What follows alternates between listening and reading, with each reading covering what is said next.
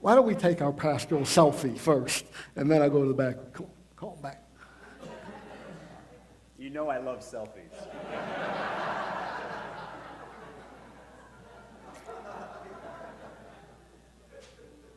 Even though I'm shorter, so I should be here and you should be down. Much better. Don't mind me.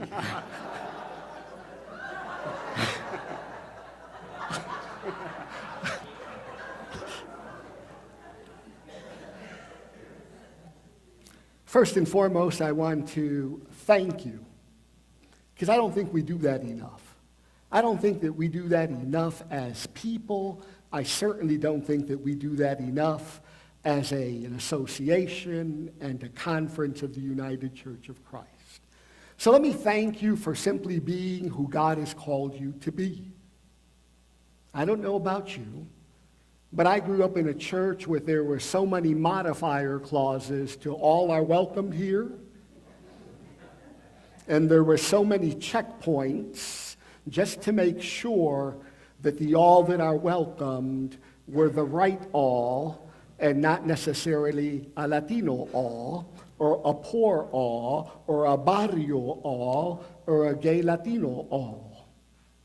So I want to thank you for being a faithful expression of the United Church of Christ in this community. You should celebrate yourselves because I certainly do. Thank you.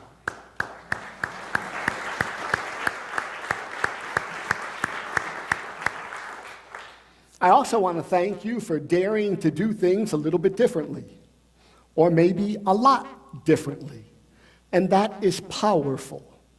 You see, insanity is about doing the same thing that we've been doing forever and expecting a different result. I appreciate the fact that you have been willing to engage, to take on someone who wasn't a United Church of Christ pastor, to mix it up a bit, to bring in some younger leadership, some older leadership.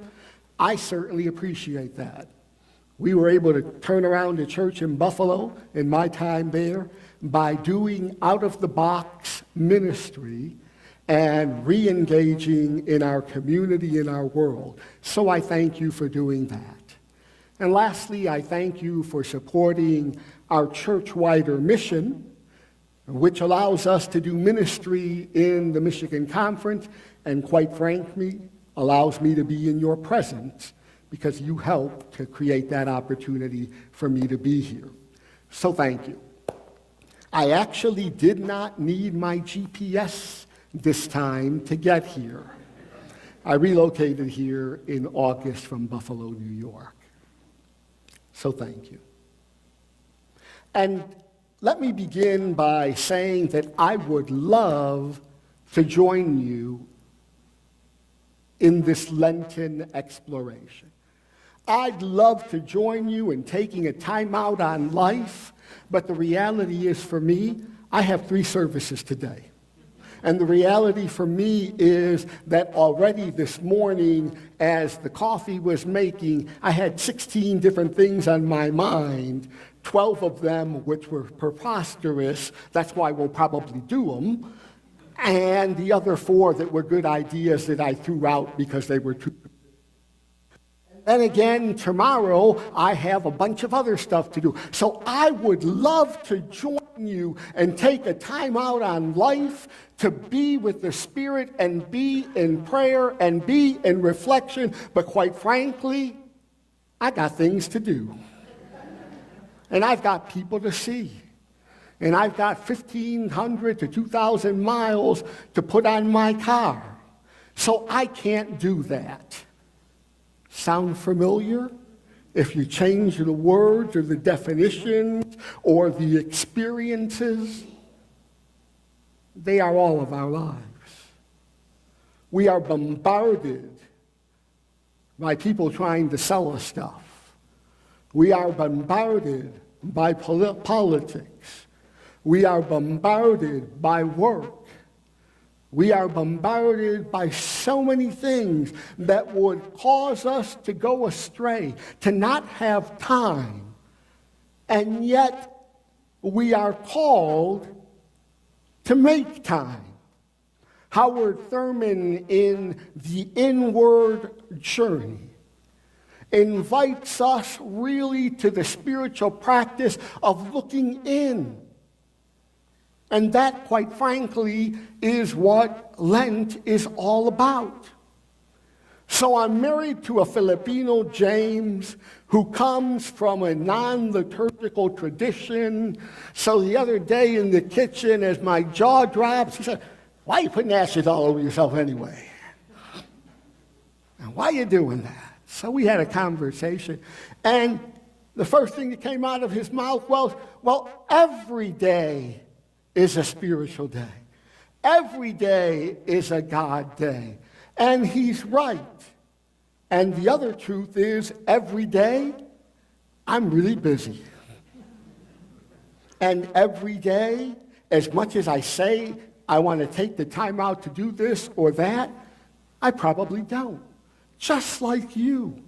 Kids calling and wanting to go there, getting in the car, moving from work to work, partners' needs, spouses' needs, everything that we need to do, all the things that we want to accomplish, cause us oftentimes to become so overwhelmed that we get stuck. Being overwhelmed is not our friend. Having so many things to do does not allow us to focus in on what's really important. So Lent, in spite of the fact that we're called to be spiritual beings every day of our lives, calls us, as my dad would say, cógelo con take it easy. Pure bilingualism. In other words, we're called to kind of focus in. What is calling you? What is leading you? Where are your priorities? When I instituted the quiet time at Pilgrim St. Luke's when I became pastor, it was the noisiest quiet time that I've ever heard in my life, because I asked people to do something that they are so uncomfortable with and not used to. Now, babies can make any noise they want at any point in time. That's cool by me. That's why they're babies. But it took a while for them to develop that spiritual discipline. So this morning, as we reflect upon this gospel, and we encounter the Christ being baptized, that I can get into. I'll make time for that out of my busy schedule, because water is life. Water purifies me. Water cleanses me. Water transforms me and changes me and allows me to do one of these.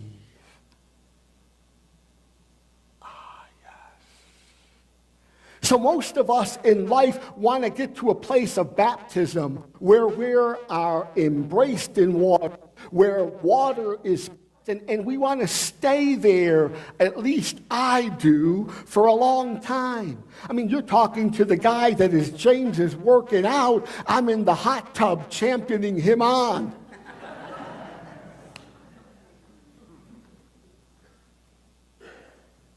And most of us want to be in a place of cleansing, in a place that nurtures us, that brings life to us.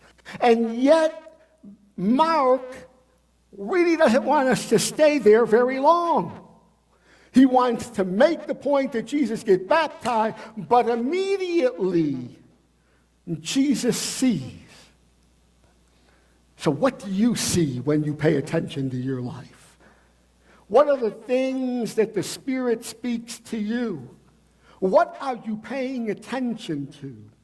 What are the things that you are clueless about because we're too busy on the 251st channel of DirecTV and we still got another 301 to go? What are the things that cause you to pause? What do you see and experience about your own life that other people may not see, that other people may not experience, that other people may not be aware of? The reality, at least for my life, and I suspect that maybe a couple of you are like me, we don't see very much because we're always on. And the mind is going and going and going, and the schedule says, this is where I need to be. But Jesus is able to see. And he comes from Nazareth to Nazareth to be baptized in the Jordan. Where are you coming from? Where are you? Have you taken the time to pause, to recognize where you are at this particular moment in your experience called life? ¿A dónde estás? Where are you? Where are you going? ¿Para dónde vas? Are you paying attention, or are you just following the routine that you always follow, unaware of what is around you? Certainly, I do often. So when I lived in Missouri, a friend of mine who is Asian, not James, came to visit, and he is a vegetarian. And I'm a meatitarian. So we had a little bit of a little dissonance there when it came to food. And he said to me, it's not a problem. We'll just stop up the road at that Taco Bell and I can get some veggie options. And I looked at him, I said, there is no Taco Bell up the road. He said, no, there is. We'll just stop. ¿Estás loco? Are you crazy? I've lived here 3 years. There's no Taco Bell up the road. I said, yeah, there is. Just take me there. I said, it doesn't exist. Guess what? 3 years driving by that same road, and I never saw the cardboard Mexican place called Taco Bell. We often cannot see and do not experience what we are not paying attention to. So I want to invite you, during this time and season of Lent, not only to breathe, but to become aware. Is your breathing more rapid? Is it more labored? Did you hear your heart this morning in our silence? Was it calm? Was it anxious? Was it, let's get going? Are you right now saying, okay, I get it, move on? Where are you? Pay attention to you. See, you can't give me what you don't have. And neither can I give you or Sal give you what you don't and we don't have. So we need to take time to charge up, to pay attention, to look inward, to pause, to slow down. Santa Maria, Madre de Dios, slow down. I can't do that. I'm too busy. Well, forgive me because I'm also a therapist besides a pastor. So this is my therapist response to your busyness. You're not that important. I know you think you are. And I know that maybe your title says that you are. And I know that maybe your colleagues pump you up and lift you up. And your spouse may deflate you. Thank God. Somebody can get to me. But we're not that important. We need to learn how to slow down, to look inward, to reflect upon who we are, where we've been, we still in the same wilderness that we were 20 years ago? Do we think that we are following the yellow brick road, or at least do we project that image so that other people can't see, realize, or experience that you're really broken, that I'm hurting, that I'm struggling, that life is difficult? Somehow in America, and particularly on Sunday mornings in churches, we seem to pick up the facade and dare to wear it all around the church. Everything is beautiful. Everything is perfect. Wilderness? No, that's for him or for her. Me, I'm good. I love when people tell me when I ask them how they're doing, I'm good. As a therapist, I could do a whole hour just I'm good. So where are you? Where are you? What road are you walking to? Are you really on your way to Jordan, or is that a delusional fantasy to keep you going in spite of the fact that you know that the road is wrong, the pathway is not where you desire to be, but it looks good, so I'll play along to get along? Is your wilderness journey one that you are paying attention to and learning the lessons that you are called to learn, that we are called to learn during that experience? Or are we just walking in circles? I get up at 6, I'm out the door by 6:30, I go to work, I do my thing, I get in my car, I come home, I eat dinner, I watch a movie, I watch football, I vegetate, and guess what? I'll wake up again, God willing, because I want to see Jesus, but it doesn't have to be today. And we do it all over again. So where is this experience of the wilderness inviting you to pause, to pay attention, to know, to experience? I can do a whole lot of theology because Daniel talks about beast, and usually it was meant and referred to the 4 different kind of power structures. I don't want to do theology. I just want to have a conversation.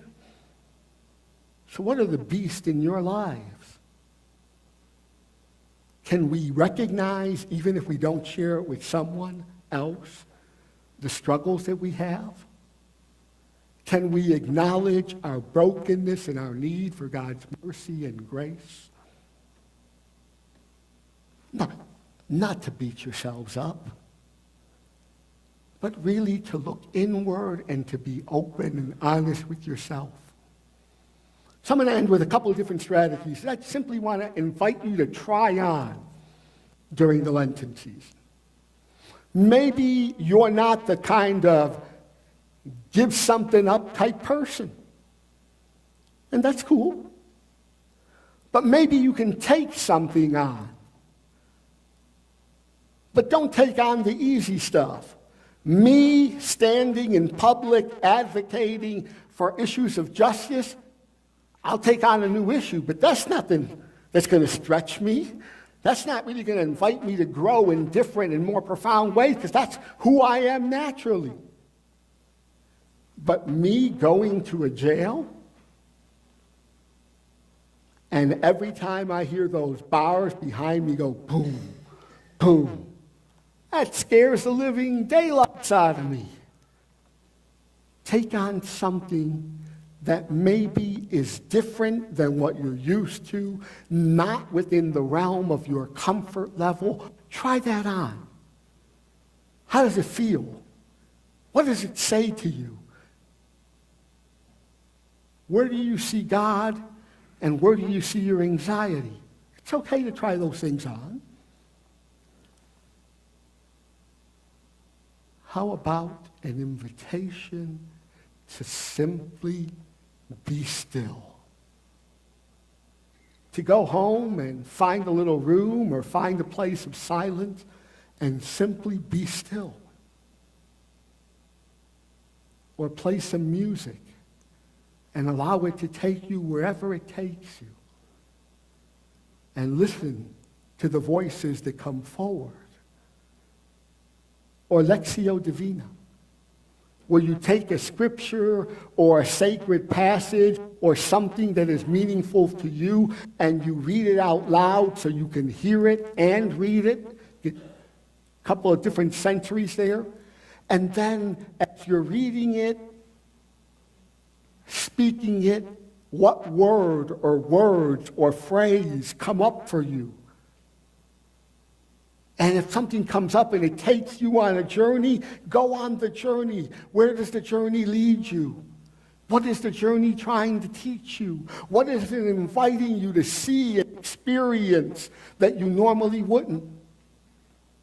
And after you read it, silence for 5 minutes and go wherever it goes. Then come back and read it again. Orally, sight, and do the same process. Does it take you somewhere else? Did another word or phrase come out and speak to you? What might it be inviting you to do?